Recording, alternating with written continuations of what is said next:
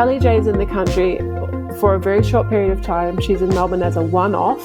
She's galvanizing supporters of the sort of gender critical movement together in one place. We've got a huge police presence to guarantee us this right to speak freely and have the event. Is it really the case that as soon as we saw someone that we could identify as a member of the 8-person strong and mostly under 18 years old National Socialist Network in the far left-wing, secure and safe Victoria, that we should run for our lives from this important one-off political event?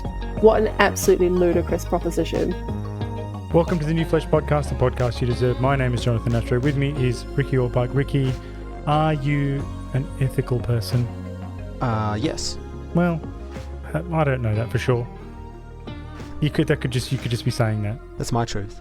That is the truth. Well, I've decided to, based on things that I think you've done, hound you out of everything in your life. I don't want you to work again. I don't want your family to have any prosperity. And I don't know, you can just go and die. Oh, okay then. Well, today we're talking to return guest Holly Lawford-Smith. Always love talking to Holly. I think she might be my favourite Kiwi. Big call, yeah. It is big. Bigger than Russell Crowe, or? Yeah, I think I like her more than Russ. Oh, okay. That's a big call, yeah. Yeah. All right, well, we always tell you the truth here at the New Flesh Podcast, and the truth is we need your help. We need you to leave us a rating or a review wherever you listen to the show. We're also on YouTube, so please subscribe to our YouTube channel and leave a comment about an episode you like, or maybe one you didn't. Please tell all your friends about the show. If they don't like what they hear, are they really your friends? John, does your wife listen to the show? Absolutely not. Well, then she's not your friend.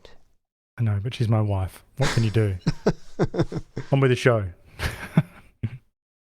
Return guest and friend of the show, Holly Lawford-Smith is an associate professor in political philosophy at the University of Melbourne. Her work centres around social, moral and political philosophy with a particular interest in feminism, climate ethics and collective action. Her book, Gender Critical Feminism, garnered much controversy for saying the unsayable.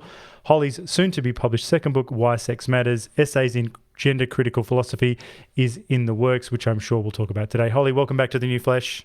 Thank you. You added a Y into my book title, which makes it sound better than it is, in fact. Oh, why Sex Matters? It's just called Sex Matters, isn't it? Yeah, but Why Sex Matters is probably a better title. Well, so sex sells, they say. So, well, look, Holly, I was reading on your website your censorship timeline, and which is like a collection of your cancellings and deplatformings. And I'm starting to think that maybe I shouldn't be talking to you. In case you catch it. What? Well, I feel like, I mean, Ricky, you don't know this. Holly was she was on a show called The Dissident, recorded a show, and then The Dissenter, and it didn't get aired. Wow. I mean, what does that say when you go on a show called The Dissenter, yes. and then he won't even put you on? Wow. What's going on? That's big. That's big. That's like Pauline Hanson being booted from that one she Jessica did. Rowe. Yeah. Yes. It's also pretty annoying because if you go to scroll the Dissenter's YouTube channel, it's just white man after white man after white man after white man. And then this would have been a great opportunity to pop a bit of diversity in there, wouldn't it? And yes, a twofer, because you're Kiwi and a woman. Yep. And lesbian. And lesbian. Trifecta. Oh my God. Intersectional celebration. Right. Yeah. Alas, yeah. Well, so many academics publish a couple of papers, sleepwalk their way through some tutorials, and that's about it. But you've elected to go another way. Is this how you thought it was going to go when you started your PhD? You mean ending up like this kind of controversial bigot? Or yes. What? Yeah. But no. Because Ricky and I have done a bunch of tertiary studies. We had in Perth, we had the most boring lecturers and tutorials, and it was just... They are just the most uncontroversial people with nothing to say about anything, and they're just clocking in. They're just clocking in, putting in their timesheet, and going home. And literally, you are one of the more controversial people I've ever met, and you're so lovely too. So I don't get it. I don't get it. Yeah, that's interesting. I guess I haven't come across that many of those type of academics that are just kind of clocking in, but I can certainly think of the type that are wary of conflict or indeed um, just want to like just love philosophy or love reading and just want to do the work. And so for them, it would be really off-putting to then have to face the kind of like just nastiness and toxicity and unprofessional debate. You want to you get only an hour of questions when you give a talk somewhere, and if you've got a hostile audience that is going to suck up all that time being assholes, that is just so unpleasant and off-putting. So I can kind of see why even the people who have the interesting ideas and could be doing more risky work just get put off and don't want the hassle of it. So it's certainly a It's a lifestyle choice. well, it's a lifestyle choice. Telling the truth is a lifestyle choice, or at least because that seems to be the difference. Is that you have made a choice along the way where you've said, as far but from the outside, you've said, I'm going to strive for intellectual honesty, and I'm going to try and play a straight bat. And it seems like that is actually quite a tough road. I think it is a bit of a tough road. I'm not sure if it fully explains. I mean, like, I think one of the things with me is I get bored very quickly. So I have to like find something new to teach. And maybe like a normal person would just want to teach that same thing for 5 to 10 years because then it's lower prep and you can do more research time. But I just find that like stultifying, and I almost feel embarrassed in the second or third year, like I'm kind of faking it somehow.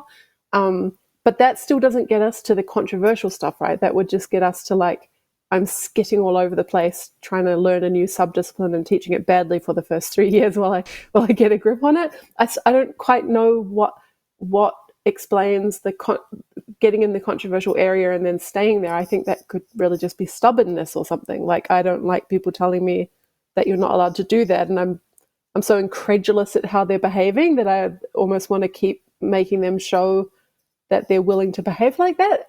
I don't know quite what to say about that. Maybe it's just the Kiwis sticking it to the Aussies again. Why are you going to make it about race? Okay. Well, Holly, before we dive into your new book, we have to ask you about the fallout from Kellie-Jay Keen's Let Women Speak tour, which you spoke at here in Melbourne. And for our listeners who may have been in a coma, UK women's rights activist Kellie-Jay Keen and her tour hit our shores recently, which resulted in quite heated counter protests. Neo-Nazis gate-crashed the event. Well, that happened in Melbourne. In her New Zealand version of the tour, there was violence. Several people who attended and spoke at the Melbourne event were borderline fired from their jobs, yourself included. So, Holly, broadly speaking, what the fuck happened? Yeah, what the fuck happened at the event, or what the fuck happened in the aftermath of the event? Well, the whole thing was just a circus, wasn't it? I mean, take Melbourne, for instance, because I think Melbourne was the turning point. Everything ramped up after Melbourne. Yeah. I think the Kiwi activists were sort of emboldened a bit by what happened in Melbourne, and again because those and Hobart. And Hobart as well, yeah, and because those neo-Nazis gate crashed the whole thing. I think that made it worse, and I think I guess gave them more license to get off the chain and harass Kellie-Jay Keen. I think that's right. Yeah, I think there's been this kind of global trans activist movement behaving really badly about gender critical feminism the whole time. And of course, they're just gleeful to get fresh ammunition. And what more delightful ammunition than a neo-Nazi? Wow, what luck, right? Because now they can really like ramp up the insults and the viciousness and the toxicity. Now you're not just like anti-trans or in some convoluted pathway racist. You're a fascist now. You're a Nazi, or you're a neo-Nazi. You're complicit in genocide now. What the fuck? So it's just like, wow, great for them, right? So, and I think unfortunately, normally where it's just these like small group of activists acting what most people can see as hysterically, unfortunately in Melbourne, you got people with real authority jumping on the bandwagon. So you had reputable media outlets repeating these claims. You had high-profile politicians repeating these claims. You had people giving media interviews and proudly delivering the contents of a fake Wikipedia page. So I think the what do you call that? Like collective derangement or something? It was just such a mob thing that it became, quote unquote, the truth in Melbourne for about 2 weeks. Yeah. Right. And it's had such a huge fallout in terms of professional repercussions for the people that were speaking there, or even some people that were just there listening. It's completely mad. Yeah. It's interesting. I seem to, well, from my experience, I think weren't TERFs called Nazis before this whole thing happened? I feel like that was a slur that was thrown your way before there were actual neo-Nazis at any events. Look, I am notorious for having a short-term memory, especially when it comes to offensive things. I think I just block them out. So it's possible, but I would say, given what I believe now with my short-term memory or whatever, I don't think I've ever been called a Nazi. And yeah, maybe there's a few extremists on Twitter who are just ludicrous and call everyone anything they can. I'm sure that has happened, but I can't think of it having been a common thing that we were called. I mean, it's just so preposterous. I mean, it's preposterous now because what is even the insult? A neo-Nazi stood near you. That's the claim. They stood near you. Yes. No smoke without fire. That's all I'm saying, Holly. It's just so mad. And then what I guess the reasoning is if one stands next to you, you have to run away. And if you don't run away, you must love them. So, Nazi lover. Something like that. Or you have to punch them or get into a fight with them or something, Right. like that's ever going to happen, Right. I mean, that's crazy. But knowing how things panned out, would you do it all over again? Would I go to let women speak? Would you speak at the rally if you knew everything you know now? Yeah, of course. It was a great day, actually. I mean, I think Kellie-Jay is amazing. I think the event itself, this is something that got so missed out in all the reporting and commentary. It was an amazing day. There's some brilliant speakers, people that were so passionate. All these women and some male supporters as well. So happy to have this occasion to come together on this topic. And there is a real joy in when people whose speech is suppressed and restrained can speak and can be together and sort of support each other or reinforce each other. And there's a sense in which I know the police are getting some criticism at the moment for parading the neo-Nazis around, but they also kept us safe. So we managed to have this event that other cities and countries didn't even get to have. So yeah, I would do it all again. It was great. And I'm really glad I got to meet Kellie-Jay, and I had a really good time. It's just a shame that it was so twisted in such an ugly way in the aftermath. Doesn't sound like much of an apology to me, Holly. Not yet. She said, it's great. It was great. It was fun. I'd do it again. I believe they call that doubling down. Doubling down. Yeah, I have not denounced neo-Nazis. Yeah, I haven't. Well, so I look, maybe just to finish on I found the whole thing really interesting. You already mentioned the media representations and some from the outsiders, because I mean we knew a lot some of the higher profile speakers like yourself, and we'd interviewed some of you, and so I mean you're a philosopher.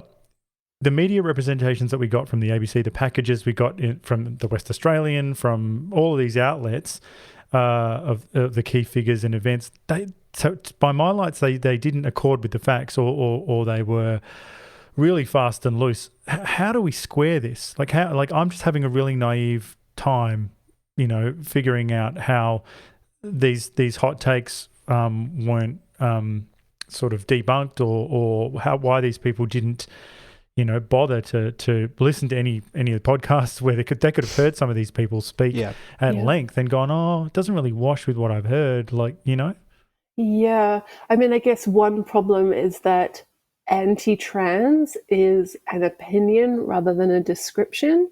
And so that could easily catch on, right? Your first few outlets report Kellie-Jay as anti-trans. And it's actually interesting because the ABC just gave a response to, I think, like complaints or whatever, and one of the things they said in their reasoning was like, so many outlets, like media outlets, commonly refer to Kellie-Jay as anti-trans. So it was like they're sort of relying on the authority of other reporting. It's the same as when you go, look, I don't know what you're complaining about. Everyone in the class says Alison's a slut. She's a total slut. She said it. She said, we're all Everyone saying says it. Yeah, we're exactly. all saying it. Exactly. It is that reasoning. So I think once that's caught on and once it's kind of defensively opinion rather than false information descriptively, it's hard to get leverage on like complaining against it, right?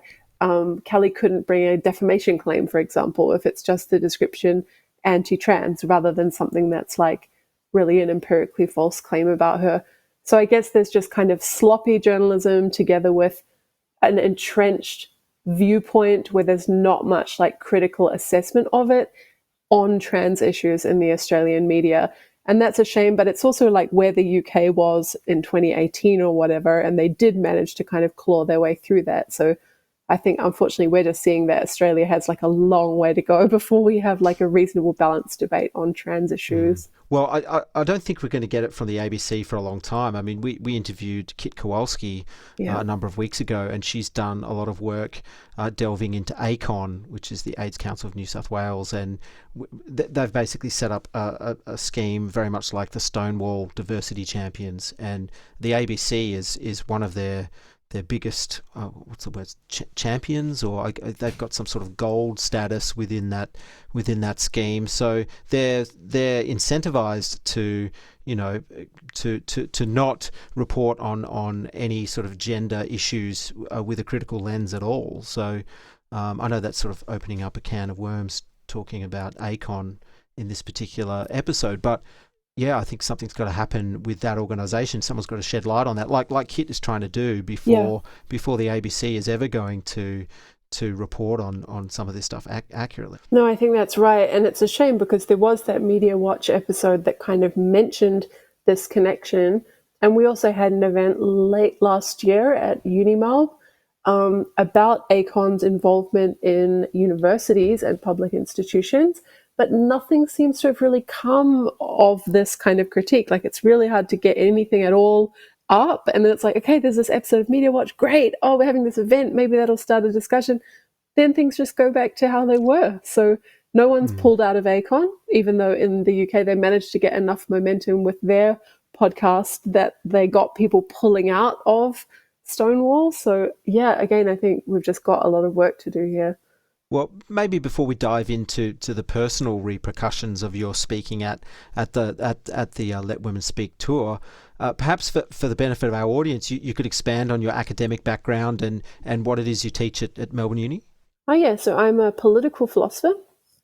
I teach a range of subjects that probably sound pretty woke, like climate ethics and ethics of immigration and feminism and stuff like that. Ethics of immigration? That sounds amazing. Wow. Yeah, it's cool. I mean, I guess everything is just like philosophy, kind of asking questions about, the concepts or the like moral arguments or the political sort of trade-offs.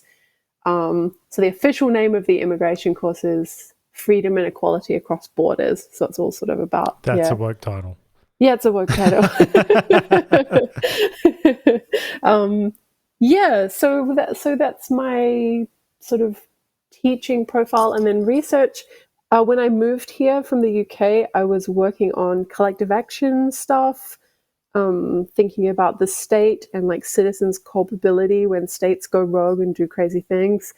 And then, I think I just got really sucked into this sort of issues around gender critical feminism that had just been sort of kicking off in the UK. And since then, I just kind of went all in. So I've been doing that for about the last 6 years. What do you think of this? Is totally unrelated. Well, it is related, but what do you think of people like that, the band member from Kiss, who just like the other day, writes a missive like the debate just started 5 minutes ago. Do you read that and do you just want to sort of DM him and go, bro, just talk to me first. What are you sending this out for? Well, no, because I've seen that happen the whole time, and people felt that way about me when I came in. I mean, so think of someone like Julie Bindel, who I think wrote a media piece in 2004, if I'm remembering. It's either 4 or 14. God. I can't remember which one. I'd need to fact check that. But it was very early.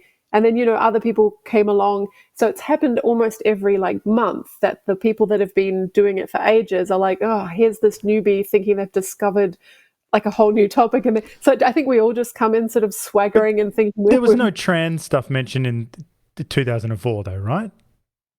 I mean, I'll just fact check right now, but I'm pretty sure it was. Ricky, that would be very early. Ricky, if I went back in time when you were just listening to John Mayer and having a good time, and I was like, oh, and I just started moaning on about trans people and about that that your girlfriend, is just the same as a trans woman. Why don't you date a trans woman? I kept on at you at a party. What would you say? 2004.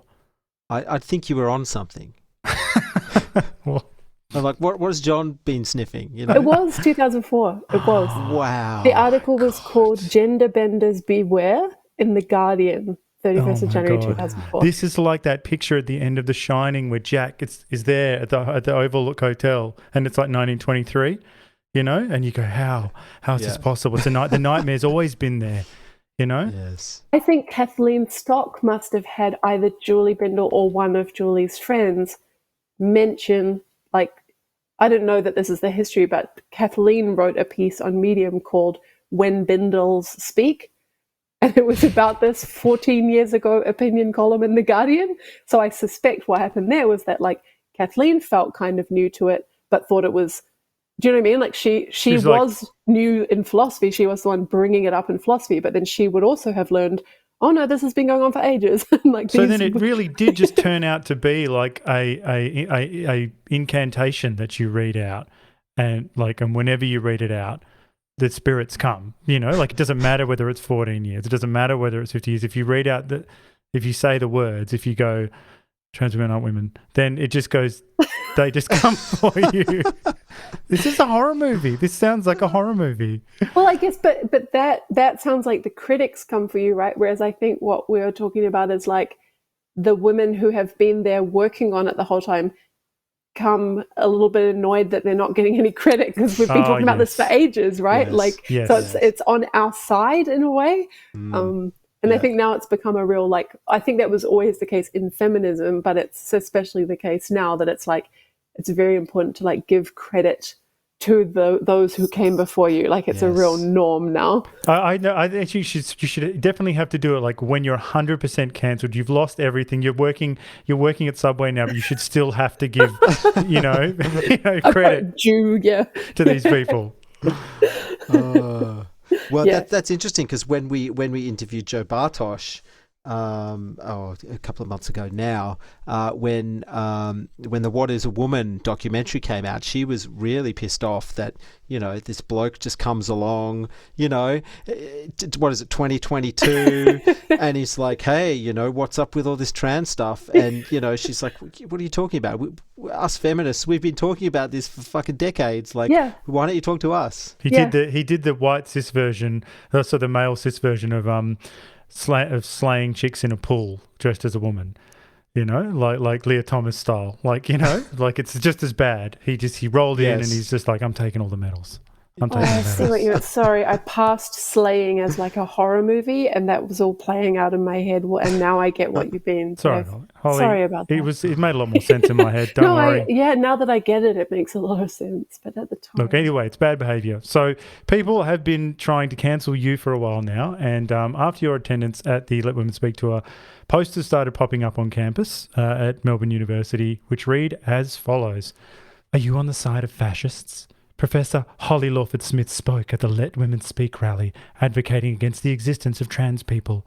She began her speech by making fun of Lily Elbe, who transitioned in a German clinic destroyed by Nazis. A large group of men from the proudly fascist National Socialist Network who attended Sig Heiling. If fascists join you, you should ask them to leave. If they don't leave, you leave. If you don't leave, you're one of them. Lawford-Smith teaches feminism, Phil 20046 in the 2023 winter term. There has been an indisputable history of transphobia in the subject. Do not support fascists and bigots. Boycott this subject. Really great dramatic reading, and I'm sorry that the listeners missed your face during that, because you did really good eyeballs. Well, that's just how I imagine cultural studies people speak. So, yes, first of all, what's your response to the claims in this poster? I mean, I think it's pretty open and shut, but I'd like to hear what you think. Yeah, I would say it's a little overblown. That'd be a fair description. I didn't make fun of Lily Alba, but I did tell a fun story involving Lily Alba. I would say my feminism subject is just a feminism subject. So I don't know what this so-called indisputable history of transphobia means. I think it means she teaches feminism as if it's a subject about females. I think that's what it means. So I guess if that's an indisputable history of transphobia, then that is true. But that would be great. That would be a good, you should be a transphobe if that means you get to talk, you should talk about female people sometimes, if that's what it means. What about this claim? If fascists join you, you ask them to leave. If they don't leave, you leave. If you don't leave, you're one of them. You're a philosopher, so lay that out for me. How does that work? Yeah, I mean, as applied to the Let Women Speak event, you would have to presumably know that someone was a fascist in order to have known that they had joined you and that you therefore faced the choice of leaving or having become one of them. And that, unfortunately, was not the case at the Let Women Speak event. What we had was some dudes in some pretty cute short shorts and bucket hats and black T-shirts who looked a lot like Antifa, and most people assumed were. So I guess I would say that choice was not really presented to us. And now I guess this is not an original point, but it was made many times on Twitter in the aftermath. If you did know that someone was a fascist, wait, this is the punching claim. Tell me the rhyme again. If fascists join you, you ask them to leave. If they don't leave, you leave. If you don't leave, you're one of them. Yeah, I see. Yeah, sorry, I was confusing it with the sort of punch them if you get the chance move, which is elsewhere. You could have done that, but I mean, say we had known. This might be, I don't know what you guys think of this, but say we had known. We didn't know, but say we had known. Kellie-Jay is in the country for a very short period of time. She's in Melbourne as a one-off. She's galvanizing supporters of the sort of gender critical movement together in one place. We've got a huge police presence to guarantee us this right to speak freely and have the event. Is it really the case that as soon as we saw someone that we could identify as a member of the 8-person strong and mostly under 18 years old National Socialist Network in the far left-wing secure and safe Victoria, that we should run for our lives from this important one-off political event? What an absolutely ludicrous proposition. So I guess I'm disagreeing with the poster's central tenet. But it also speaks to some people's derangement over this. There are some people, particularly in Melbourne, who just believe there are scores of Nazis everywhere. You know, what evidence? Exactly. It's such, I'm sure neo-Nazis exist and, we saw them at the rally, but they are such a small percentage of the Australian population that they're almost not even worth mentioning. I agree with you. I completely agree. And I think we have some evidence about how many there are, because what was it that, I'm forgetting which channel, Channel 9 or Channel 7, one of them did an undercover investigation of the Melbourne National Socialist Network and did this documentary that's now available on Stan. And so you get a sense of how big that group is. They sent an undercover person in to infiltrate the group and kind of get a sense of the membership. It was like 15 or so people, I think. And you saw that in the turnout. There's a million photographs of them. There's like 15 of them at the most. Most of them are super young, and that's clear in the documentary too. These are like disenfranchised young kids. That guy's essentially grooming them. So he's grabbing them when they're like 17 and angry, and then like training them in the gym so they get like good physiques. It's not even really about the racism, right? So the whole thing is... That's pretty queer. I mean, the whole thing is pretty odd. Like when you watch the documentary, what that group is actually about, or whatever. Maybe it's just like some bizarre sense of community. But yeah, is this a serious threat in Victoria? I just find that it's like people are pouring all their emotional energies into like punching at shadows instead of like dealing with the things that are actually like a threat to our democracy or our political life. Yeah. Well, I'm interested in, from an ethical position, about the person or people who made this poster and the claims they're making. So what are we saying here? Is it right or correct to wish for people who disagree with you to be fired in every case, or to be? I think because I'm actually trying to work through what they want, and I'm assuming what they want is you to go away, and to go away that means to be, reduced load, essentially or eventually fired, and then God knows what else. And never to work again, never to have anything good happen to you ever again, or whatever. So I'm just wondering, is it right? Under what circumstances is it right to wish this on someone who you disagree with, rather than put a name to what you've got to say as well? I noticed it wasn't signed by anyone in particular, so they're not that proud of. To be on the right side of history, I would have thought you'd be fairly certain of your views. You'd say, well, I am Rosa Parks after all, so the truth will out. Like, here we go, this is my moment. But so, what's the ethics of this? What are we looking at here?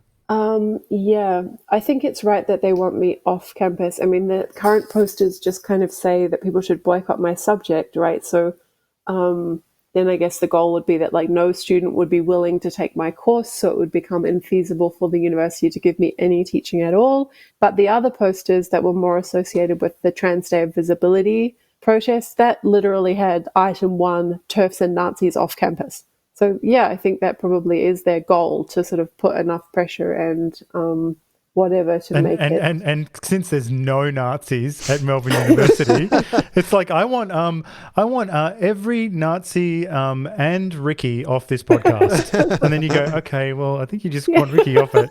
Like this, it's very clear what you're saying. Yes. Yeah.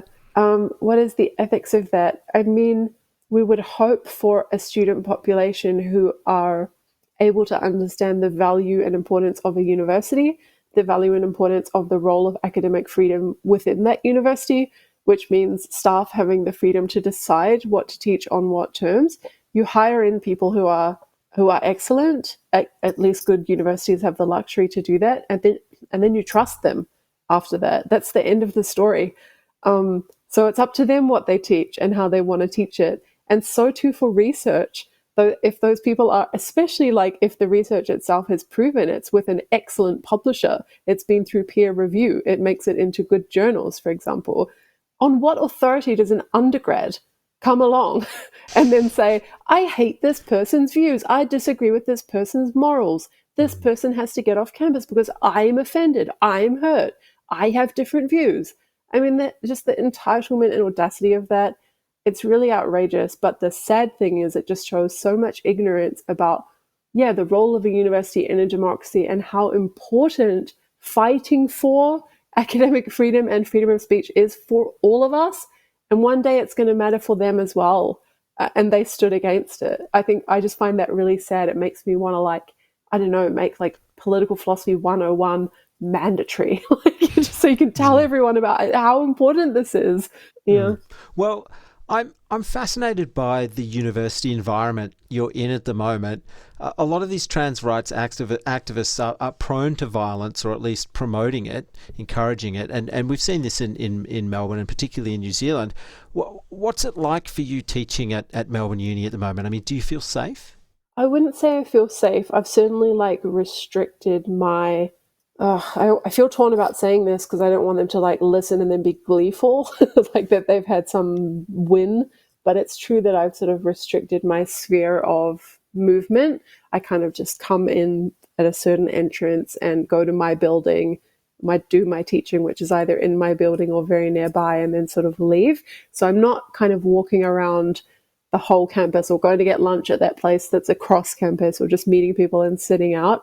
I don't know if that's reasonable or if I'm being paranoid, right? So I certainly know that there is like escalating violence against gender critical people. I know they can get a lot of credit on social media after what happened in Auckland, like throwing tomato soup over someone or maybe trying to punch someone. Like that happened to Julie Bindel in Edinburgh a few years ago, and the guy was restrained by security, luckily, but it was very much like a near miss. So I don't feel safe, but that doesn't mean I'm actually unsafe physically. I mean, I might be perfectly safe. I think security think that I'm perfectly safe. And I sort of trust their judgment, but I certainly am restricting my movements. But everything else is kind of normal. Like I'm just going on with my job as I normally would. And there's a sense in which things feel very normal when I'm not like walking around and confronting posters. So and normally I don't really see them. So I'm just getting other people texting like, hey, this is what's up along the like this bit of campus or something. But if I put a poster up with someone's name on it, like naming you by name. Yeah. If I did that for anybody I know, all the normies I know, if I did that, it would ruin the entire year for them and beyond. Like they got. I mean, I think you're handling it like a champ, but that's a level of persecution and intimidation that you have had to come to terms with and just accept an ever increasing amount, and you've had to put it on a scale and say, well, I wasn't punched. Yeah, it's true. Well, I wasn't souped, or whatever. Then you go, well, they just named me on a poster. But seriously, and think about it, your family or anyone you know just who works at a normal job, and you say, okay, I've just in the middle of the night, I've just put posters up everywhere telling that, don't hang out with Ryan, he's a Nazi, and whatever. It would seriously, that they would never stop talking about it. They'd be like, they would just be, so I mean, it's crazy stuff. It's true. It's crazy stuff. I agree. And you're right that there's a sense in which you just sort of, you're like the frog slowly boiling to death in the pot or whatever the metaphor is. Like it happens slowly and you just sort of get accustomed to it at each point. And I do think I tend to do that, like very much relativize things to like the whole history of the world. So I'll just be like, oh, well, it kind of, yeah, but I'm lucky that I wasn't a suffragette, right? Like getting arrested and force-fed. Like I think that quite often. So somehow I have this like very like, long scale. It could be a lot worse. Like things could be. But yeah, of course you're right. Like it's a very unusual and intimidating thing. And I think it really escalates it that it's not just that they've named me, but it's like they're targeting my students. So they've named me and then they've put those posters up outside my lecture theatre. So the students in my class have to walk past that, see their lecturer or their supervisor being named, called a fascist and a bigot, and see that the students themselves are being encouraged to like boycott my classes. So it's made, like, I know this for a fact because a certain student said to me after a class, oh, I just wanted to let you know there's these posters. I've been worrying the whole class about whether I should tell you or not. Like I didn't want to ruin the lecture for you by what, and it was like now they're being caused anxiety, worrying about like whether to tell me and whether I already know. And like, that is so shit. Like that is so shit that they have to feel like that and that they have to sort of feel torn about it or like bad on my behalf or that just, they should not be dragged into that at all. Has it had an impact on attendance? Have students dropped out or I guess you wouldn't know if they initially didn't even sign up for it, but do you think it's having an impact on that side? Well, I mean, we sort of would know because the Let Women Speak event happened in about week 3, I think, of our semester. Before the financial cutoff. Before the census date. Yes. That's true. But I haven't noticed much of a like withdrawal from my other classes. I mean, I could check that, but I at least have it. Nothing has been like visibly detectable that there was a sort of large withdrawal, and certainly nothing more than normal. I mean, 10% or so people shifting around and withdrawing would be normal. But the interesting question will be feminism in the winter term, because that is the course that's being targeted all around campus. So I think we're currently at lower enrollments than we've had in previous years, but I think also enrollments are down. So that's not necessarily about my subject. And I haven't got the data yet on whether like there's been a drop since the campaign started. That's the thing that I need to find out. I'm hoping that it will be like some students get freaked out and pull out, but some students are like, ooh, sexy, intrigue, controversial. Yes. I would do it because of the stuff you're saying. So it sounds way cooler than a lot of the units I've taken in the past, like case studies in communications. I'd rather do your one. Do you think, I wonder if like the kinds of people like you who would be enticed by that are so put off by the idea of feminism. I wonder if feminism has a reputation for being such a like woke subject, which is not how I teach it, and it's never how I've taught it. I just teach analytic philosophy applied to women's issues. But I wonder if it's like the very people who would be enticed or sort of want to support free speech or whatever. Well, you're asking for my lived experience, Holly, so I'll give it to you. Every time I've done a unit where I knew I was outnumbered completely, I did a fairy tale unit, which in literature is, 98% chicks who all love Disney, and then, you know what I mean? So I knew not to say much. And I knew not to I didn't go in there and wearing my Matt Walsh like lumberjack shirt and stuff. I kept it low key, So if someone's going to be taking your feminist course, someone like me or Ricky, they'd be sitting up the back, I think, with shades on. But you think that they would take it? They wouldn't be put off by the idea that I did it as a mature feminism. ager. That's the thing. So yeah, it's hard to know. A mature ager definitely would love what you're doing, because they've come back searching for cool stuff. Yeah. I did some philosophy units precisely for that reason, and which is why I'm so confused as to this whole thing, because how are you going to deal with anything Peter Singer says if you're worried about all this like all the trans claims and all the stuff they're worried about in that philosophical debate is, I mean, Peter Singer says massive stuff about like how, what's personhood, and if you think personhood is intelligence, then is it okay for us to euthanize disabled people, for instance? I mean, this is just basic stuff. Like, you would just be drummed out of the thing straight away if you were like, I'm really offended right now, and I'm going to write a big Facebook article about what a meanie Peter Singer is. Yeah, it would be like, great, philosophy's not for you, goodbye. Yeah. No, I know, and it's such a thing I'm kind of grappling with it actually, like as of yesterday, because I've been so confident in philosophy students. Like I think our discipline is like rock solid. We've got a few, again, small number of like disproportionately vocal, like whatever, doing stupid gender studies type stuff in the discipline, fine. But philosophy in general, like our disciplinary norms, they're really solid. Like we believe in truth, singular.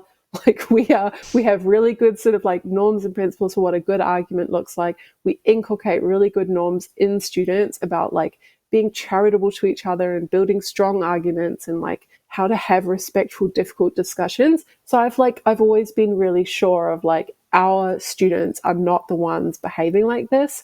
And yesterday, the student journalist told me that she has interviewed some of the people behind the poster campaign, and they claim to be philosophy students.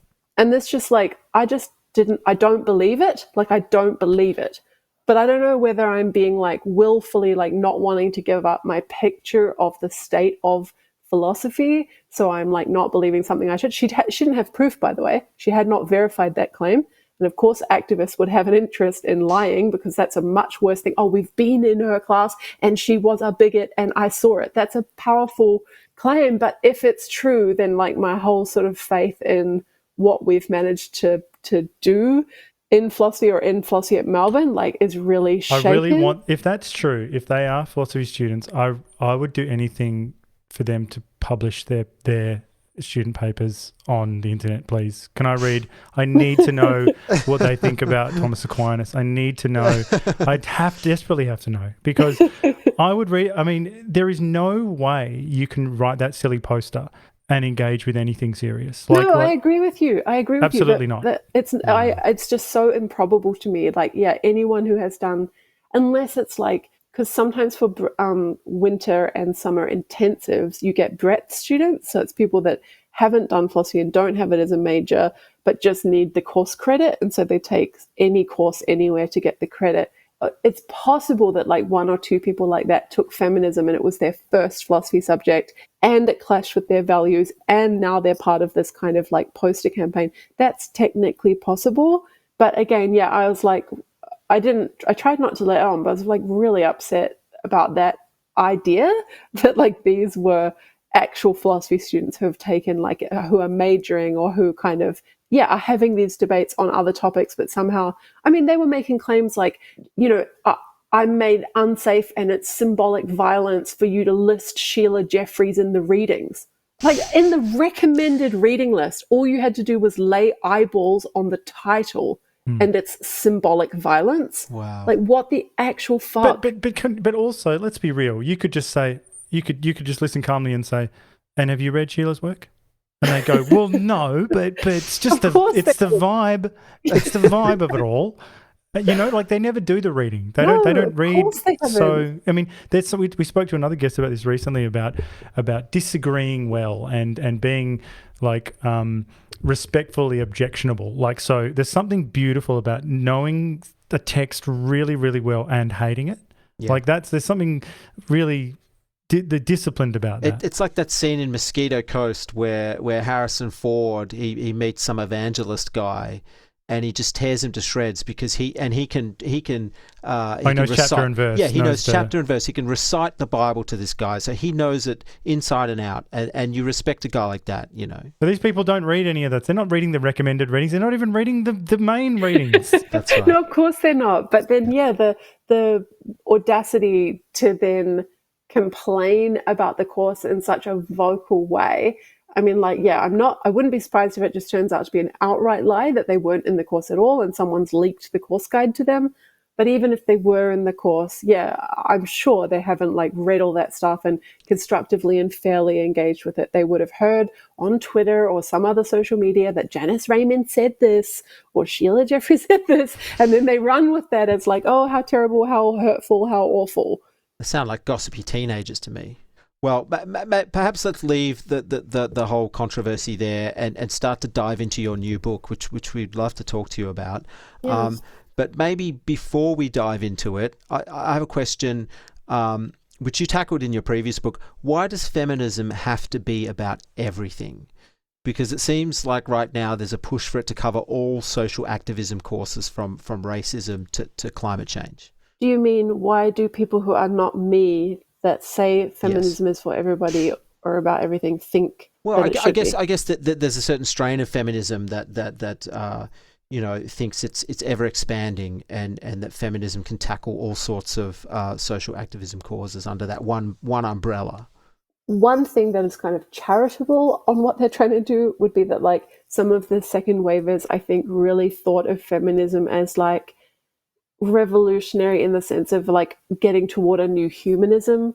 So they didn't just see it as their job to make things good for women. They saw it as their job to make a microcosm of the kind of society that everyone would want to live in. It's egalitarian and it's good and everyone has enough money, and I don't know. So that thinking of the utopia that has no oppression, rather than just thinking about what it would take to alleviate women's oppression. So I guess that's one thing to say about how we got to this, why is it about everything? Yeah, maybe because feminism's the wrong word, but what that strand has always been aiming at is just justice, right? Justice for all, or global egalitarianism or something like that. It's just unfortunate that this word feminism does strongly suggest some connection to women. Well, it's become so broad now. It encompasses men too now, though. Yes, but it would if it's humanism, right? Because it's anyone who's badly off. You can't keep us out, Holly. You can't keep us out. That's all I'm saying. Well, I'm still slightly trying to. I've relegated you guys to allies, which I said to Max Carson. He was very irritated about it. It's fine. Yeah. It's better than just saying my scaly mates or something It could be more offensive. That's true. He said he doesn't want to be a sidekick, and if he can't be a feminist, then he's going to be an anti-feminist. I think that was the claim. I have nothing big like that to say. Well, both of your books, the first being Gender Critical Feminism and your latest, Sex Matters, which is coming out soon, they're being released in fairly quick succession. What are you covering in this new book that wasn't covered in the last one? Well, the last one was really sort of focused on gender critical theory, gender critical feminism as this kind of emerging feminist movement. What is this thing? What is the sort of political movement? What is the theory behind it, if there is one? What are its kind of core issues? What is it about? And it had some discussion of trans, but it was just one chapter. It also talked about sex work. It talked about intersectionality. It talked about how gender critical feminism fits with liberalism. This new book is a collection of 9 essays, and it really kind of zooms in on the trans issue, the sort of what I see as the conflict of interest between trans women and women.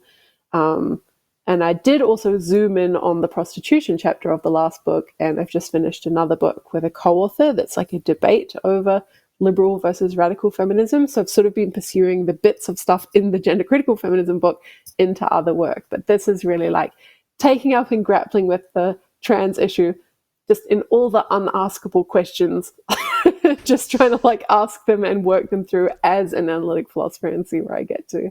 Well, you've written an entire essay on this question, so I'm expecting a very good answer to this.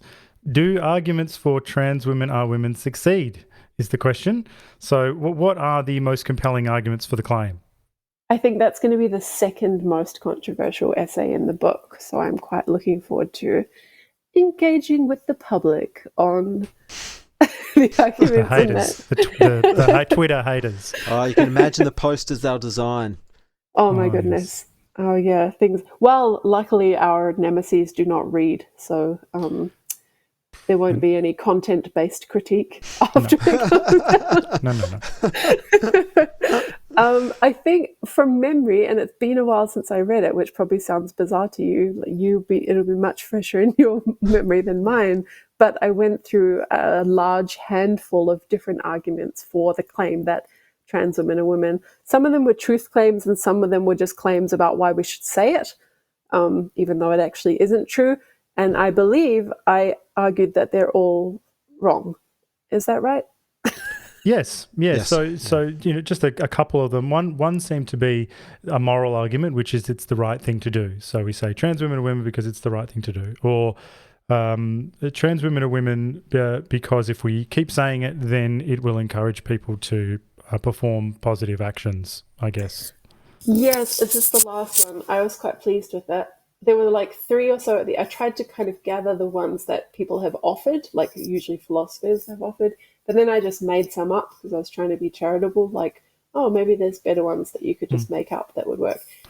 And I think the one that I found the most like almost convincing to me, which has a really annoying name, was this. I borrowed this political philosopher's idea, which he annoyingly called responsibilization, which is a made-up word. No, I hate those words. It's so annoying. Those words, when I read them in academic papers, I just go, oh, stop it. Yeah, but he knew. I think he even said when he introduced it, like he had some wry phrase that was like, although it's not a beautiful word, in this word will have to do. Like it was something like this. But I think his idea was that he was talking about moral responsibility, and he thought sometimes we treat agents that are not yet morally responsible, like children, we treat them as though they are responsible in a bid to make them so. So it's a kind of enculturation into the eventual like behavior that we want to see. So I sort of explored that for women, for trans women. Like, yeah, we say trans women are women, and we treat trans women as women, because that's a sort of way of making it so. Like we'll commit to it, and they'll eventually we want fast swimmers. We want like good powerlifters. So let's make it so. Let's make it so. Yeah. But my favourite argument, well, rather the one that was most interesting to me, was this. It was one that was saying that trans women are women. There's something in this expression that brings language to a problem that perhaps trans women couldn't articulate without the words. Do you know what I mean? So, and I think the analogy you gave was the word sexual harassment, in the way that had a way of communicating to other women and to men in a shorthand the way women felt with about a certain kind of behaviour towards them, and so it was like having this language to identify their grievances and their problems was very useful. And so therefore what we're dealing with now is the very birth of a new language, and perhaps now we can start to talk about the grievances of trans women because we have the language now. Yeah, that's the hermeneutical injustice argument, I think, which is a very popular. People love to say those two words together in philosophy. There's a whole cottage industry of coming up with new hermeneutical injustices and testimonial injustices. But I can't remember how I resolved that, because did I end up saying that was ultimately unsuccessful, I think. But it sounds great now that you say it like that. Well, I think that's why it's popular, because it seems, it does have it's got the good woke jitsu feel about it. Yeah. Like you can't. I wouldn't know how to get out of that lock. Yeah. I would have to appeal to the fact that I would have to I'd have to say, well, wait a minute, like, at the end of the day, I think that trans women are opting into, femaledom. They're opting into something that they see as, well, something that that they don't have to choose to be necessarily subjugated. Do you know what I mean? Like that's a choice. You're saying, oh well, like, because ultimately if they're biological males, maybe that creates a bit of a tension there. Yeah. That seems right. I mean, I guess if someone is an oppressed group and they come up with a new concept that helps them articulate their oppression or their disadvantage, and no one else is using that concept, if it's new, right? Like non-binary was new. It would be very hard to think of a reason why you should not allow that or give that concept uptake. But if the way that a group articulates its oppression is by appropriating someone else's existing concept and changing the meaning of it, then you have a conflict of interest, right? So I can't, again, I just don't remember how I resolved that, but that's one. It felt like what you're saying is the uptake is the thing. It's the fact that sexual harassment comes out like an album, and everyone buys it, and it says, and it catches on like wildfire. Because it's useful, right? It's useful, and it feels true, and it's en masse, and therefore, but this other thing where it's like trans women or women, it just doesn't seem to wash in the same way. It seems you have to do mental gymnastics to make it work, and you have to be really charitable to a fault to make it work. It's interesting because it's like, my objection to it, of course, is feminist, right? It's like, excuse me, women is taken. Like, that's a political concept that we need to do feminism with. It's not just fucking floating around free for you to take and use and completely change the meaning of. But I think what you're saying is like more just ordinary people have not given this idea of trans women and women uptake, not because they're feminists and they give a shit about cultural appropriation of our political concepts. They could care less, right? Most people think feminism is done now and we're still whining about nothing. So it's just that trans women and women hasn't had uptake as a new concept. Yeah, well, I think you're right. It's basically like, Google Glass or Facebook glasses or something. Yes. Like, it's just this didn't work, didn't pan out. We tried them on. I put them on. I saw everything as trans, and I was like, no, this doesn't work. This doesn't work for me. This is no good. Yeah, no, that's interesting. It's funny that I'm like just experiencing my arguments afresh because I don't remember them. So it's like, yeah, what a great conversation. I'm trying to get you ready. I'm trying to get you battle ready. Yeah, no, I'll need to reread it, won't I, before it comes out, to be prepared. Well, no doubt that there are people out there suffering from bona fide gender dysphoria, but people don't seem to be able to fathom that men would ever exploit self-identification to excel at sports or get famous or get their rocks off or worse, sexually assault women. They seem to treat anyone who comes out as a trans woman as some sort of divine being. Yeah. Why is that? Great question that I do not know the answer to. I mean, I guess one thing I've heard like trans activists say, or sort of in the early days before they stopped speaking to me, was that like no man or like, anyone with like toxic masculinity, quote unquote, no such man would ever sink to the level of claiming to be trans. Like that would be such a source of shame for him. I think us blokes have done some pretty awful things in history. But those people have never. I know, but I think the interesting counter to that is that is such bullshit. Like, I would just direct those people to all the sissy porn online. I haven't seen it, Ricky. Ricky, I haven't seen it. I've just heard about it. Okay? Yeah, no, I don't know what it is. Don't what quiz are you me, talking mate. about? Don't quiz me. I'm just saying it's out there. And what that reveals is the depths of depravity in the male psyche, you know? And I feel like that is never mentioned, you know? We jump straight to this beautiful bombshell. It's always a bombshell. It's never the demure librarian trans woman. It's always a bombshell. It's always saintly or childlike, like Dylan Mulvaney or whatever. Yeah. No, it's true. Yeah. So I guess part of it is like, this idea that sort of the alpha male would just never sink so low, like that's completely outside his repertoire. And he's the only dangerous male, which is also stupid, like as if it's just this narrow and identifiable class of men that pose any risk of violence to women. And then this idea of the like parallel to sexual orientation, right? So there's just this innate transness, and trans people know who they are. And any man who comes out as trans, he must have been struggling with that forever. And of course it's true. Who would lie about their internal essence? That's just like, of course they're being honest. Who would, no one's going to like game the system with that.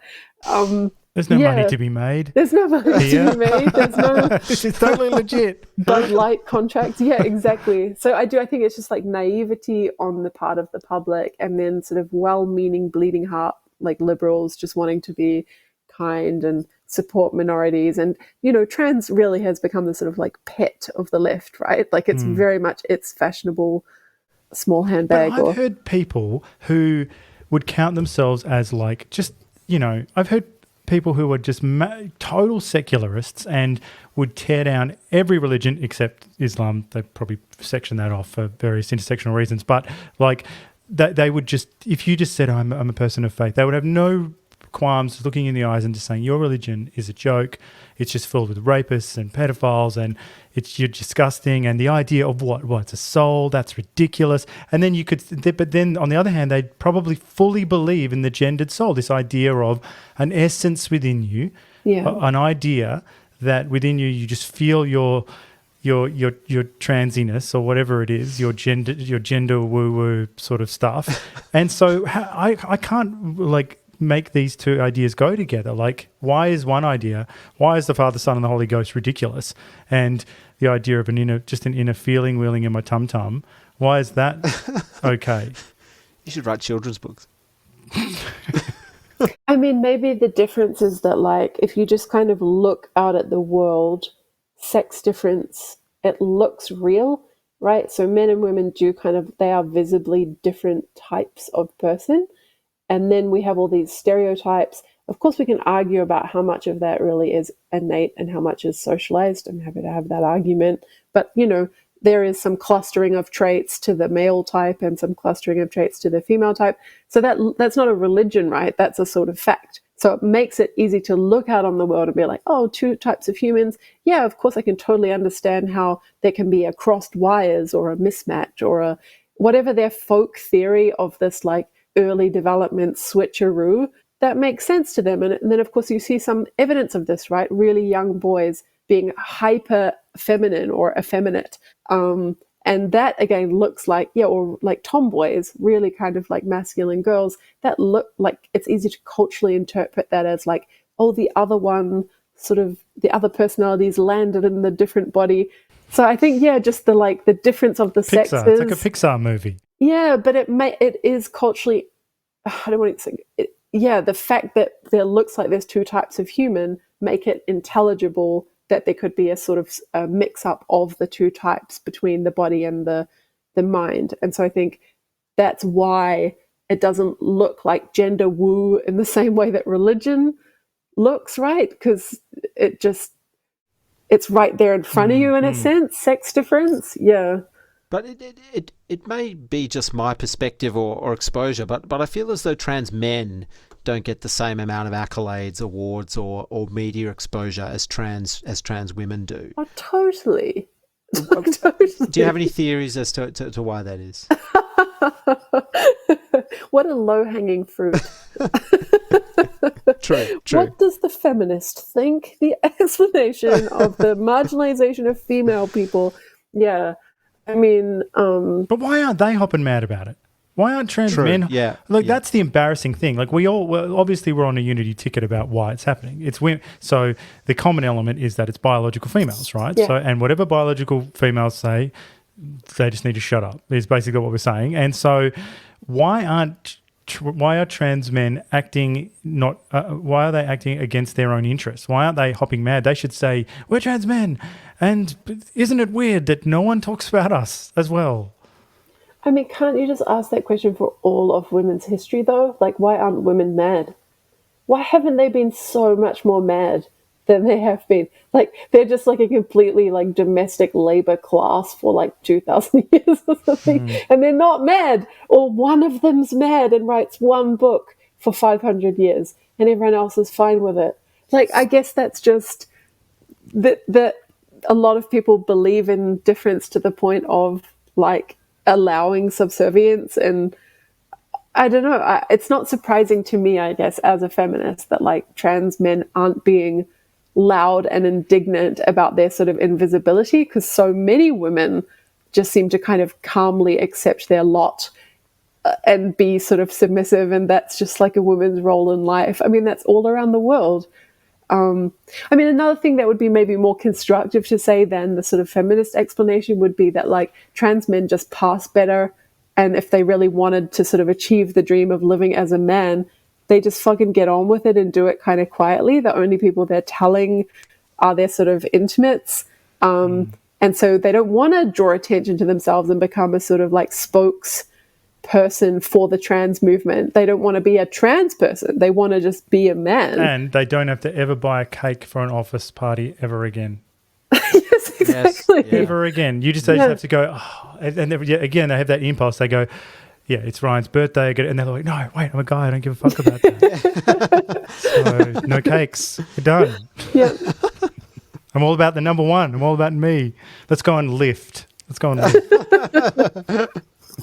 Yeah, I mean, I can imagine that would be a appealing thing to just sort of disappear into that new life. So the book, you have had some issues with this book.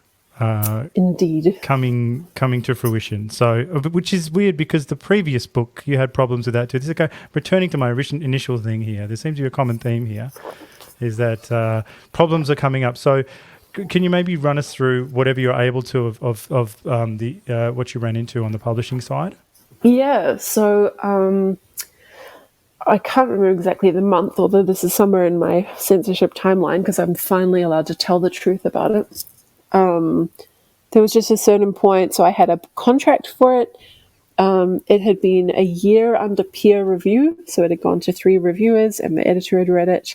I'd been following up for maybe about 6 months, every month or two, just asking like where things are at and when I'm likely to get the reviews. And then I just got an email dropping the book. This is virtually unheard of. I mean, the whole fight is to get a contract. And of course, if you're someone like me who works in a really controversial area where it's going to be difficult getting a contract, you make absolutely sure you have a contract before you start doing the work, because otherwise you're just wasting 2 years of research somewhere that will never see the light of day. So I actually approached this publisher while I already had the contract for gender critical feminism and was writing that, same publisher. And I wrote and explained, man, I'm writing these journal articles and I'm just getting desk rejections or crazy ideological reviews.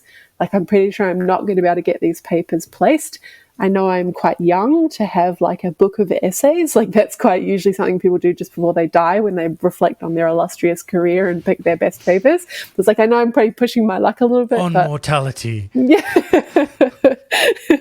Or like meta philosophy or something, like do the meta thing of whatever you've been doing. You just got to sum it all up at the end, pretty much. Yeah, so I didn't know if it would be likely to succeed, but he was into it, which was cool. So yeah, I got a contract and that gave me the security to spend the next 2 years or whatever writing.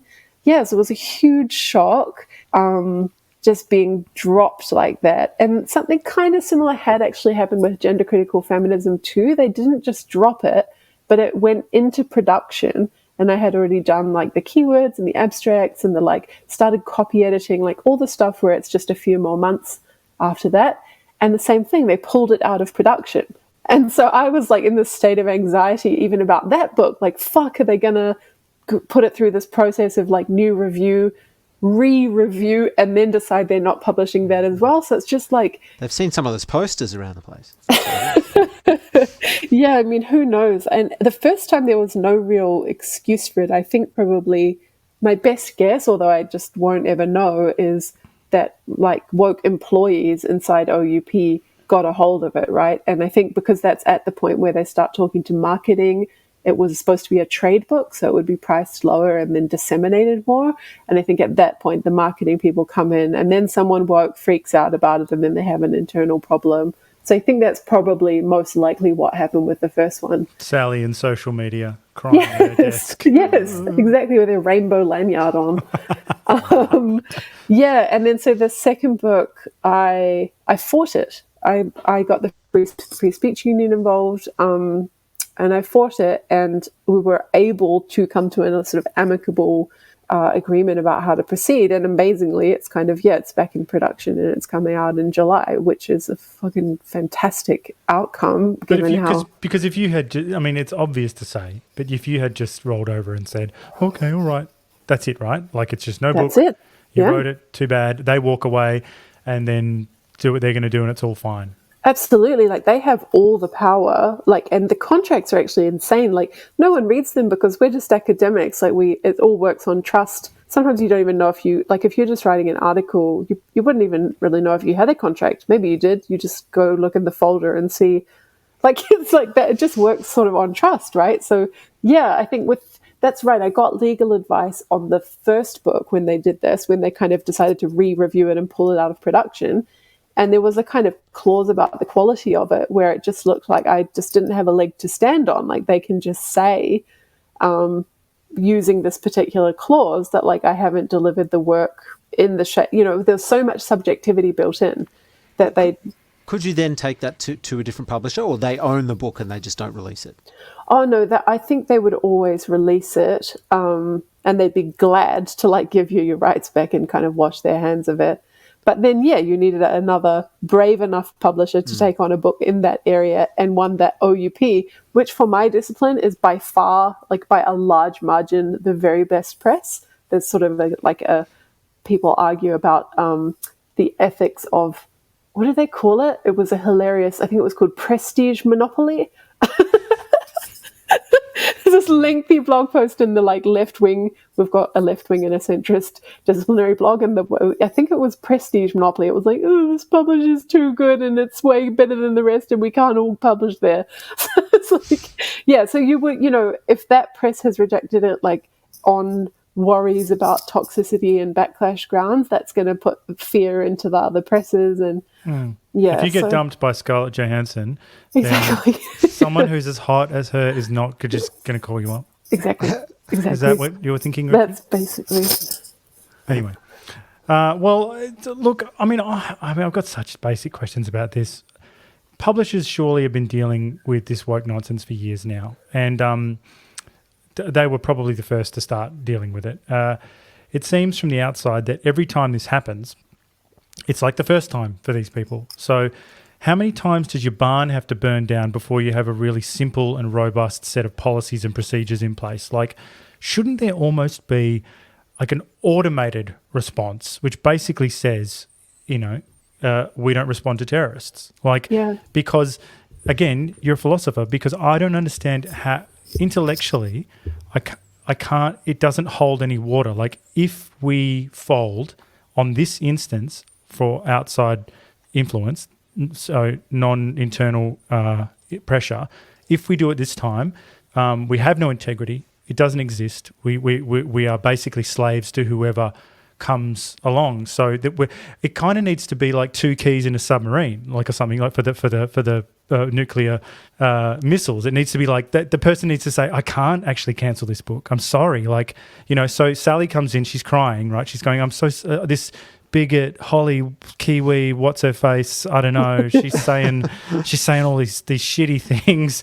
And then they just got to look at her and say, Sally, I'm so sorry. Like, it's all sewn up. I actually can't do it. Like, I'm not allowed to. Like, so you're going to have to go into the bathroom and like clean up your mascara and just get back to work. I thought you were going to say kill yourself. Well, I would never go that far, Ricky. I'm not like the other side, you see. So, yes. but so what do you think, Holly? I know I'm being very naive about this, but where is their integrity? This is their only. They had one job, which is to do what they said they were going to do. I know, and they're also such a like old and esteemed press. I think it was something like 800 years old. Like I'd have to check that, but they're like a reputable, really old, long-standing press that surely knows what a press stands for and surely has been through many historical controversies, right? But I do wonder if, like, I guess all this sort of new culture war stuff, the like toxicity of the activists, maybe this was their first time.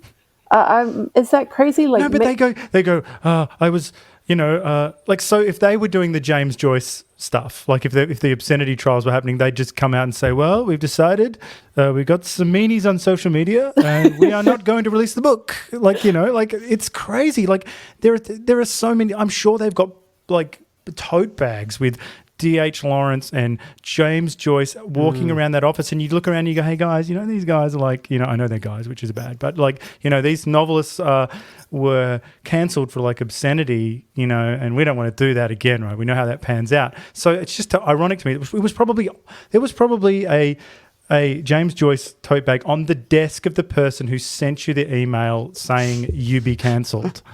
Like that, it just blows my mind. Like the bizarre, I know that I've got this West Wing idea of how these places work. It's the best of the best, and it's not just, people just muddling on. But to me, it's staggering. You've got that it's venerable, it's Oxford, they've got all the leather-bound books, like, there's really smart people, I'm sure, to get in there, and then they just do something like, someone at the meeting goes, I was thinking about it, the book that says some controversial stuff, I'm thinking, people said we shouldn't do it, and I don't think we should do it, because they said we shouldn't do it.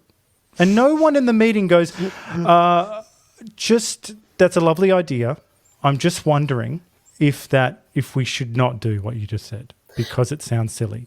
But I'm wondering if the thing that we're overlooking is that the direction of the power stuff has completely flipped. So like, I imagine what it was like in the olden days is that there was a kind of like religious or moral establishment, and they were the power holders. And then the people that are like fighting with them are the progressives, right? So the progressives want to get their like new cool stuff through. So it's always like progressives versus like the establishment, yes, righty, conservative, whatever. And that is now the opposite. Like, so now you've got a lot of like people accepting these ideas of like, internalized racism and privilege and dominance and like needing to make space for minorities. And then it's the minorities coming in and claiming like, oh, like, of course you guys wouldn't know this because you lack the standpoint or the lived experience, but we're telling you this stuff is hurtful, causing symbolic violence, whatever that is, And so it's much more difficult for the people, like the people in power back then could just be like, oh, fuck off with your progressive ideas, and so you have that fight. But now it's like the person has to say, I don't care, like I, the middle-aged white man who's been in this like well-paid job, has to say he doesn't care about what you, the young black lesbian, say is hurtful to you. That is like a total flip of the power politics. It's much harder for him to say no, fuck off. Yeah. Well, we were talking to Will Kingston recently about this, and there is a culture in corporations and organisations now where there is a lot of pandering to the workforce of that particular organisation, because nowadays people, they don't just want to clock on and take home a paycheck. They want to feel like they're changing the world, and that their job has some sort of higher meaning outside of just earning that paycheck. Yeah. But I mean, look, I'll knock it on the head because I just can't get my head around it. I don't understand these people, particularly at a place like this. Like, for me, the conversation's over. Once you start, like, you can say all those claims you said before about, the radical progressive stuff. But once someone said, yeah, and you know what, like, Shakespeare, I mean, is he that good? I mean, like William Blake, I mean, was he even that good? Like, I mean, to me, I would just be like, oh, okay, all right, well, conversation's over. Like you, yes, he is that. They are that good. So well, I feel like John. You're out. It's over. You made a good point. Like there needs to be a mechanism in place where, you know, once you get to a certain point, which you know, obviously it has done with your book, Holly, where people have reviewed. It's gone through a process of people vetting it. You know, isn't that enough? But you could even call it. Like you could make it big. You know how the Chicago University did that big time freedom of speech letter or whatever, right? You've got to do something big, and you've got to give it a name, a fancy name, and it's got to be like a, you know, like a clause where you go, well, we're the only place that actually does this, where when you come on board, like once we've agreed to do it, like we're it's right or die, and we'll go down with you, we'll get shot up with you. Like we won't just pussy out and go, oh, I think it's getting a bit hot. Like, you know, I think I might just like not do that. Here, let's release this trans beat poetry instead. I know. But I guess, again, just trying to be like as charitable as possible, maybe this was Oxford University Press's first experience, like first rodeo in this new climate. Yeah. And they sort of tried to chicken out a bit with me, but on my first book, but they held their ground in the end against the open letters and stuff. They put out a good statement saying the scholarship was rigorous, you know. So then they chickened out the second time around at the point where they like were able to get out of it, probably because they didn't want the hassle of the first one. So I'm just thinking, if it's true that it's their first rodeo, I don't know if that's true. Maybe they've had it in other areas and this is an ongoing problem. But if it is, then those principles, they need to be written now in light of their experiences with me, and they need to double down and come out for academic freedom. Well, and if they're listening, good job, guys. And I feel like giving them a little Principals Award sticker and just going, here you go, putting on their work. I don't know if you got that when you were young, Holly. Did you? A little Principals Award? It's like a scratch and sniff sort of a style sticker, but when you did really good work, it was like a foil sticker and it said Principals Award. Are you predicting that I was an overachiever as a child? Well, I'm just saying you're a bit of a nerd. Yes. Well, I'd like to ask you a question about the Free Speech Union, because we just interviewed John. Well, we've got an episode with Jonathan Ailing coming out soon, and he runs the Free Speech Union in New Zealand. Oh, what cool. was it like working with them? And you know, they went into bat for you. So how was that?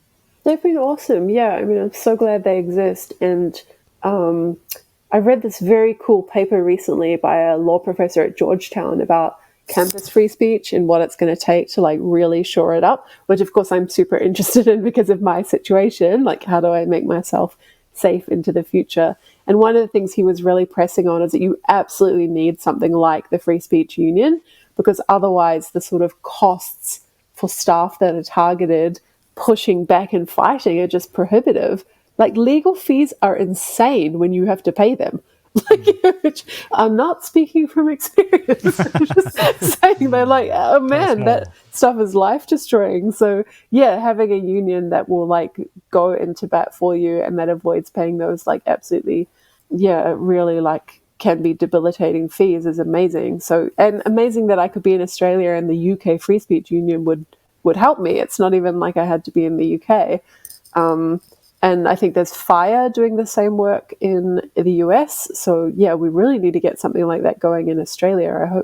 I hope that will happen. Well, soon. we asked Jonathan. We said, "Come on, mate. Like, you know, do something. What are you doing?" Help us out. You want New Zealand to do yours for you?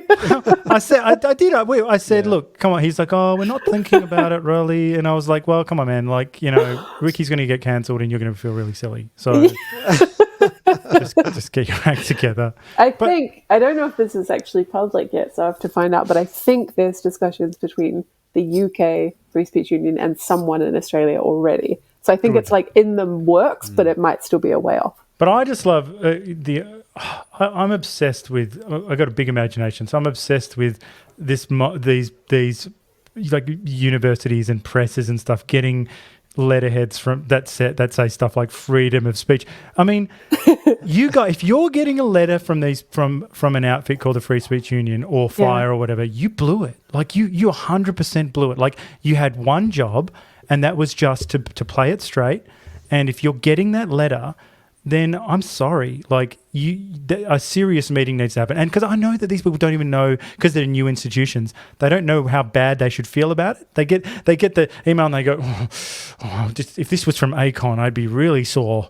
They'd go, but I don't even know who these people are, but they're accusing me of something and I feel like I should feel bad.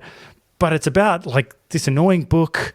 It's about Holly, like, so I don't know. I love the idea of them having to wrestle with these things. Yeah, well, I fantasize about the first meeting, like when the representative from the Free Speech Union has to come in and say, and to give them their talking to. I mean, it's a bit different between the press and the university, right? So I guess, like, I can see the Oxford University press should absolutely just be like, then I agree with you, John. They've just, like, absolutely blown it if they have to get any sort of letter like that. They have one job. But maybe with the university, it's a bit more complicated in the sense that they are trying to balance academic freedom against equality of opportunity for students. And I guess the more of a, like, maybe it's hard to imagine in Australia as much. We like to think we don't have really, like, class stuff anymore, but if you think about it somewhere more dramatic, like India, for example, like, there is a real question of, like, how do you secure full inclusion of students across class lines, for example, and you can do that in any country, like, with any very marginalized minority group you like. So I can sort of see how, like, it's kind of a good thing that unis have started thinking about how to do more to make space for genuinely marginalized populations, not fake marginalized populations. I was going to say, the moment they start caring about working class people, if you want to talk about class, like, that's fantastic. That's fantastic. Exactly. That's great. I'm on board. But and then maybe you you shouldn't raise the price of humanities degrees. But that's something. But then you wouldn't be objecting if they were, like, somehow doing something that would, like, go against these. Sorry, what I mean is, if the university would, like, put policies in place that would, like, really work hard for the inclusion of, like, working class people, but that somehow meant like a cost in speech, like, say you just couldn't have your elites saying really classist shit anymore. I don't know. It's hard to imagine because people don't do that, but just imagine it's like there's a hit to free speech for the inclusion of this genuine minority. And then you've got your free speech union writing in on the speech side. Maybe you'd be a bit more sympathetic to, like, exactly where that right balance is. It's just like, as you say, they're complete hypocrites when it comes to the real minorities, and they don't do the things that they could easily do to make things more inclusive for those people. Absolutely. Yeah. Well, before we wrap up this interview, I have to share a story that Jonathan Ailing told us in our interview recently. And he represented a mortician who accidentally misgendered a dead person and got fired. What the actual fuck? You thought you had problems. Yes. in New Zealand?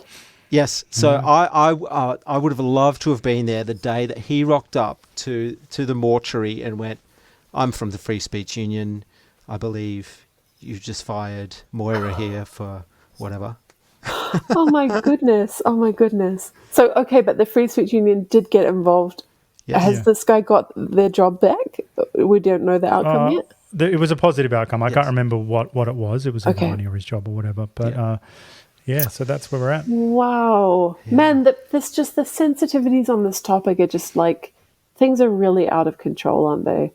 Absolutely. I hope there's an end in sight. It's exotic. It's exotic. I mean, there is no way that in 20 years we can be this excited about it. Like, oh no, there's just no way. Like, I mean, already it's a bit boring. You know what I mean? Like when someone says I'm non-binary, don't you just go, oh God, can't we talk about MasterChef instead? It's more interesting, than what you got up to last night, which is nothing, by the way. They got up to nothing. They're just saying, Yeah. Anyway, that's my deal. Holly, thank you so much for giving us so much of your time. Yeah, it was nice to talk to you again. So, Holly, when is the book out? I think it's coming out in July, unless something goes wrong, but let's hope it doesn't. So, yeah, July. Okay, well, fingers crossed. And it's expensive. I'm sorry. I won't say order it because it's fucking £60 or something. So maybe photocopy your friend's version or ask me if you want to read one of the essays and I'll send it to you. Well, we always end with this question. What are you reading right now, Holly? Oh, I started reading about 7 weeks ago this first fiction novel featuring a lesbian in Australia. It was scandalous at the time and she had to write it under a pseudonym. But it was, she won a literary prize for it and used that money to fund part of the first women's lands in Australia. So it feels very like historic and cool to me. Wow. And one thing I'm really loving about it is that her explanation of like being like in the 70s as a lesbian and like wondering whether to tell people is exactly the phenomenology of being a TERF today. It's like you meet a new person and you're like, oh, shall I disclose it? Will they stigmatize me? Like, will I be accepted? So I'm finding it really interesting. But yeah, I'm still like halfway through and then semester has been so busy that I haven't picked it up in ages. So. Okay. Does it have a title? Or? Oh, the title is All That False Instruction by Karen Higgs. Yeah. Okay. I'm fascinated. Yeah, it's cool. I'm really enjoying it. Well, from what I can remember, I was really enjoying it. Yeah. All right. Well, yes. Well, let's do some plugs. Where can people find you online? And you also have a video podcast. Is that correct? Oh yeah. Well, I'm finally back on Twitter since late December, so you can find me there. HLS, I think. And I got a YouTube channel under my name, and also more appealingly, Feminist Heretics, which we do like educational feminist stuff. We recently, at John's insistence, had a rebrand. So you can go there and see sexy pictures by Nina Paley. Not properly sexy, but sexy, like cool. Just, listen to my mansplaining and you will win. No, you were super helpful. It was really good. All right. Well, thanks so much, Holly. Always great to chat. Yes, thanks, Holly. Great. Cheers.